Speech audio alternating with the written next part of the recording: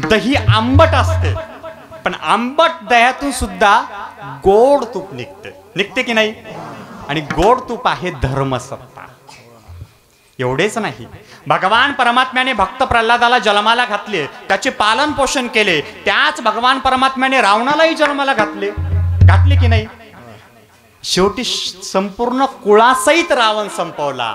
ही सुद्धा देवाची सत्ता आहे. एवढेच नाही, भगवान परमात्म्याने पांडवांना जन्माला घातले, अत्यंत सद्गुणी बनवले. काही दिवसानंतर त्यांचे राज्य परत मिळवून दिले. त्याच भगवान परमात्म्याने दुर्योधनालाही जन्माला घातले, अत्यंत दुर्गुणी बनवले, पण शेवटी 100 भावांसहित दुर्योधन संपवला. ही सुद्धा देवाचीच सत्ता. म्हणजे यावरून असे लक्षात येते की धर्मावर देवाची सत्ता आहेच, पण अधर्मावरही देवाची सत्ता आहे. नवे नवे सर्वांवरच त्याची सत्ता आहे. आणि हेच नामदेव महाराजांना माहिती होते.